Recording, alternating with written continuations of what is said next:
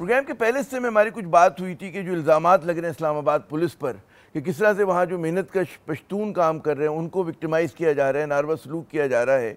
और वो जो एक वकील साहब चट्टा साहब ने उसकी काफ़ी में तफसीलात दी थी। इस सेगमेंट में हमारा साथ देंगे मोहतरम राना एहसान अफजाल साहब, नून लीग के सीनियर रहनुमा हैं और ये मैं स्काइप पे ज्वाइन कर रहे हैं। इनसे पूछते हैं कि क्या मामला आते हैं। सिर्फ यही बात नहीं करेंगे बल्कि और भी इनके साथ डिस्कशन होगा। बहुत शुक्रिया राना साहब। आपने भी सुना होगा, पढ़ा होगा कि इस्लामाबाद पुलिस जो है इल्ज़ामात की जद में है और उन पर दबाव इतना बड़ा है कि उन्हें खुद एक एक्स पर पोस्ट करनी पड़ी कि जी हम किसी के साथ तफरीक नहीं कर रहे।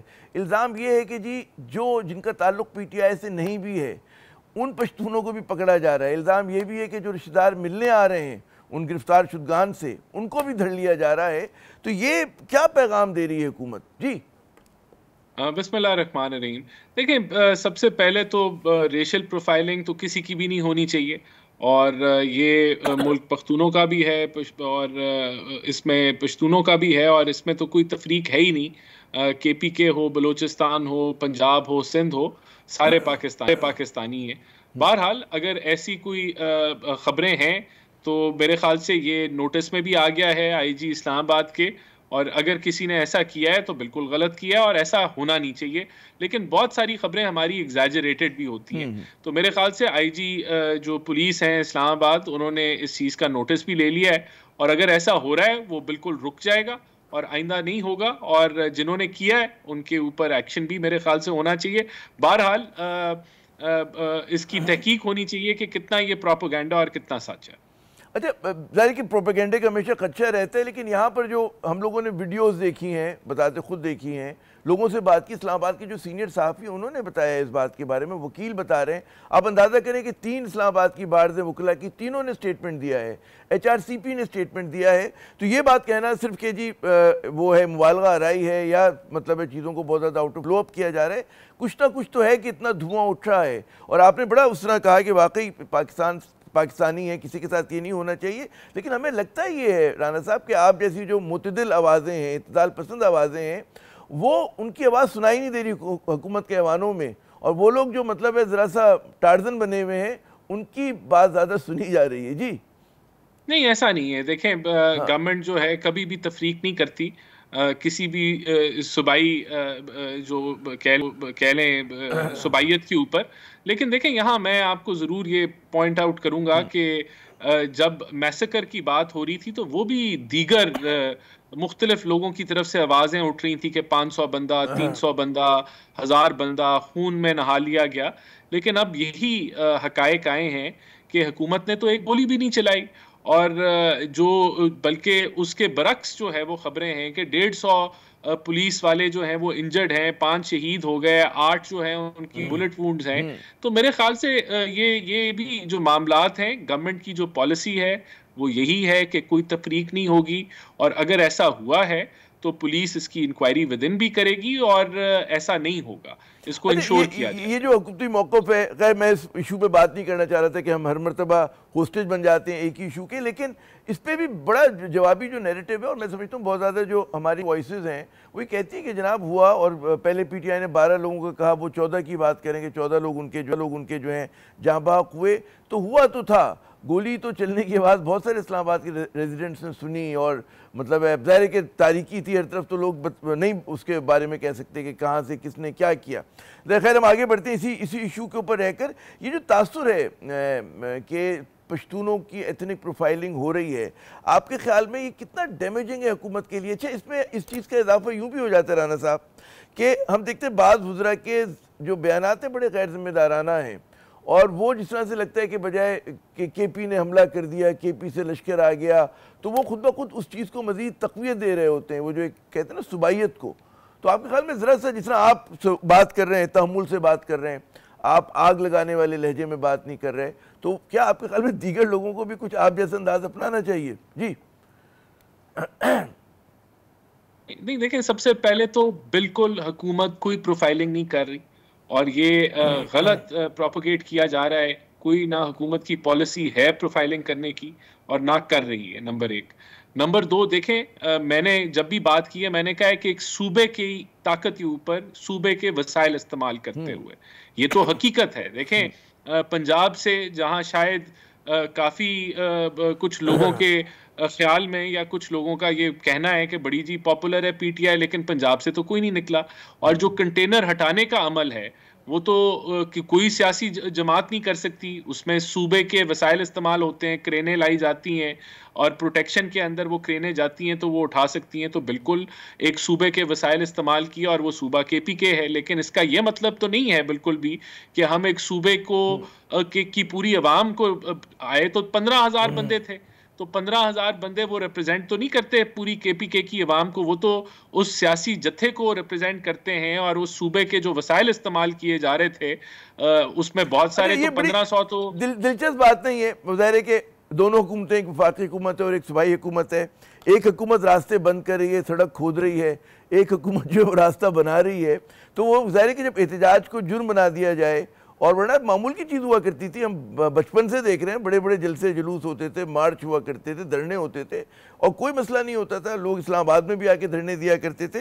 तो आप लोग ज़्यादा हसास नहीं होगे इस मामले के ऊपर कि जी एहतजाज को होने ही नहीं देना, हम मोमेंटम नहीं पकड़ने देंगे, तो फिर तो ज़ाहिर इस तरह की बात होगी। जी नहीं, देखें, एक तो ये एहतजाज नहीं था, ये किसी भी सियासी एहतजाज में टेयर गैस और शेल जो है वो एहतजाजी जमातें इस्तेमाल नहीं करती। यहाँ टेयर गैस और शेल थे पीटीआई वालों के पास और रियासत के लॉ एनफोर्समेंट पे इस्तेमाल किए। तो ये कोई सियासी जमात नहीं करती। 40 के करीब पुलिस व्हीकल्स गया, तो सियासी जमातें जो हैं वो पुलिस की जो तनसीबात हैं और उनकी व्हीकल्स हैं, इक्विपमेंट है, उसको जलाते नहीं हैं। फिर उसके अलावा 5 शहादतें हुई। ये पुरअमन एहतजाज में ऐसे नहीं होता। They were out on a look for bodies, इनके लाशों की तलाश में निकले थे। और इस चीज से साबित होता है कि जब इनको लाशें नहीं मिली तो इन्होंने जो प्रोपेगेंडा किया कि कितना मैसेकर हो गया पाकिस्तान की साख को देखें। इन्होंने 300 का, बहुत सारे लोगों ने 277 या 300 का फिगर दिया।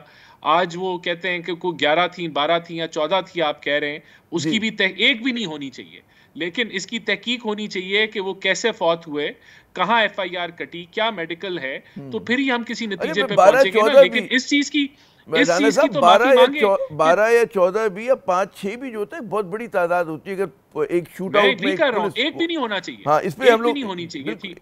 और उसमें अब जाहिर के इल्ज़ाम लग रहे हैं कि जी वो वहाँ पे पिम्स ने और जो दीगर एक दूसरा अस्पताल है पोली क्लिनिक, उसने मतलब है कि रिकॉर्ड गायब हो गया। लेकिन चले हम आगे बढ़ते हैं, ये ऐसी बहस है कि एक ना ख़त्म होने वाली। ये बताइए कि एहतजाज हो गया पीटीआई का, और जाहिर है कि इसके बाद बहुत सारे लोग तवक्को कर रहे थे एहतजाज के दौरान भी कि कोई मुज़ाकरात होंगे, कोई दरमियान का रास्ता निकाला जाएगा ताकि जो पाकिस्तान की सियासत ज़हर आलूद हो रही है उस पर कुछ ज़रा से इत्तेदाल लाया जाए, उसको वो किया जाए, बैलेंस किया जाए।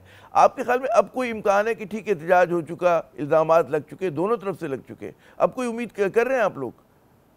नहीं, अब तो देखें, बात ये कि पहले तो जो कानून और आइन को तोड़ा गया, जो प्रोपेगेंडा किया गया, गवर्नमेंट अपनी रिट कायम करेगी और इन चीज़ों को लेट को नहीं किया जाएगा। जो 5 शहादतें हुई, जो 12 पीटीआई के वर्कर फौत हुए, कौन जिम्मेदार है उनका? पीटीआई जिम्मेदार है कि उन्होंने धकेला, जबकि गवर्नमेंट कह रही थी आप संजरानी पे रुक जाएं।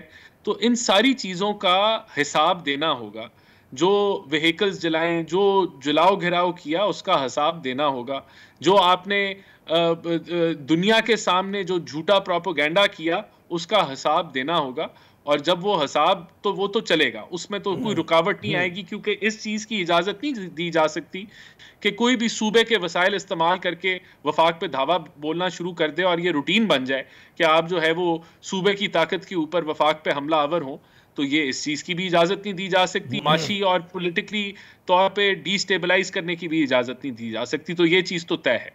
जब ये एलिमेंट्स खत्म होंगे, बाकी जो है, अगर कोई सेनेबल वॉइसेस पहले तो ये शुरू करें ना, माफी मांगे कि हमने जो 300 लाशों की बात की वो झूठा प्रोपेगेंडा था और ऐसा कुछ तो नहीं हुआ। मैं ये समझूं कि मशरूत तौर पे आप लोग जो हैं चाहते कि मुज़ाकरात हों, तो एक तो आपकी शर्त होगी कि माफ़ी मांगे, और क्या शराइत है हुकूमत की मुज़ाकरात के लिए? नहीं, देखें, गवर्नमेंट इनको अकाउंटेबल ठहराएगी जिन लोगों ने कानून को हाथ में लिया है, और गवर्नमेंट के दरवाजे हमेशा खुले रहे। हम तो इनको संजरानी पे भी बैठने का 9 मई का इतना बड़ा वाक़या हुआ और उस पर ज़ाहिर है कि पूरी कौम जो थी इसराब में थी, दुखी थी, और उसके इतना अरसा गुजरने के बावजूद कोई उसके ऊपर मतलब हुकूमत जो है ना कन्विक्शन करा पाई, ना केसेस चलवा पाई। तो ये एक और उसी तरह का मतलब है कि वो हम कराची में कहते हैं ना, ट्रक की बत्ती के पीछे लगा देना कि जी कार्रवाई होगी और कैसे होगी, कब होगी, एक सवाल है ना। जिम्मेदारी तो आप ही लोगों की, किसने हाथ पकड़ा है आपका कि 9 मई के जो लोग मुलविस थे उनके खिलाफ कार्रवाई ना हो, मुकदमा ना चले, शवाहिद ना जमा किए जाएं। जनाब देखिए, कैबिनेट में ये बात हुई कि जुडिशल निज़ाम हमारा जो है वो डिलीवर नहीं कर सका और लोगों को सजाएं नहीं मिली 9 मई के ऊपर, और ये 26 नवंबर का जो सान्या है इसको इस तरीके से नहीं होना चाहिए। तो इसके ऊपर स्पेशल प्रोसिक्यूशन के हवाले से, एविडेंस कलेक्ट करने के हवाले से हदायत दी गई है, और इसके ऊपर एक ऐसी कार्रवाई हो जिसमें लोगों को सजाएं बर वक्त हों, ताकि जो लोग जिन्होंने कानून को हाथ में लिया है, जिन्होंने इतना वायलेंट प्रोटेस्ट किया है, उनको आप अकाउंटेबल ठहराएं। तो बिल्कुल इसके ऊपर काम हो रहा है, और मेरा नहीं ख्याल कि 9 मई की तरह यहाँ डिले होगी। यहाँ बड़ी स्विफ्टली हुकूमत जो है वो चाहेगी कि लोग जो है वो उनको सजाएं मिलें। वो कहते हैं हम भी देख रहे हैं, आप भी देखते हैं कि कितनी जल्दी हो, क्योंकि हमने बगैर किसी मुबालगे के इस तरह के दावे जो हैं बहुत मरतबा सुने कि जी फौरन इंसाफ होगा, सज़ा मिलेगी, लेकिन आप भी गवाह और हम भी गवाह कि कभी होता तो नहीं है। अच्छा, क्योंकि डाइंग मूवमेंट से एक बहुत ही अहम सवाल फैसल वाडा साहब का मैं सुन रहा था, और उन्होंने कहा कि जी हुकूमत जो है वो बहुत बड़ी ख़राबियों की ज़िम्मेदार है। उन्होंने ये भी दावा किया कि हुकूमत ये तासुर दे रही है कि जी मुकाबला जो है वो पीटीआई और इस्टेब्लिशमेंट का है, दरहकीकत मुकाबला जो है वो पीटीआई और हुकूमत का है। ये क्या कहेंगे? ट्रेजरी बेंचेस पे बैठते हैं और उस वक्त वो जो एक जिस तरह की वो लाइन और लेंथ के साथ बॉलिंग कर रहे हैं, क्या समझें इसको, आप किस तरह से देखते हैं? जी देखिए, मैं तो समझता हूँ कि वो एक आउटस्पोकन और बहुत सारी वो जो है वो छक्के चौके मारते हैं, कभी कभार उनके लग भी जाते हैं, लेकिन बहुत सारी गप्पें वगैरह होती हैं, उनका पर्सनल सियासी तज्जिए होते हैं। हाँ। तो उसको जो है वो गवर्नमेंट तो देखें, गवर्नमेंट की परफॉर्मेंस तो ये है कि 38% इन्फ्लेशन से हम जो है वो अभी 4.5 या 5% से नीचे इन्फ्लेशन पे आ गए हैं। गवर्नमेंट की परफॉर्मेंस ये कि 8 अरब के फॉरेक्स के रिजर्व से हम 16 अरब के फॉरेक्स के रिजर्व्स पे पहुंच गए। इशारिये यकीनन बेहतर हुए। असल जो पाकिस्तान का मसला है राना साहब, वो है हमारी सियासी अदम इस्तेकाम।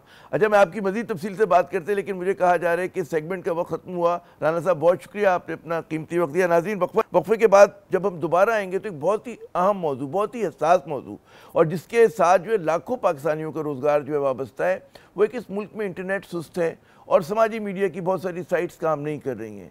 क्या सूरत हाल है, बात करते हैं वक्फे के बाद।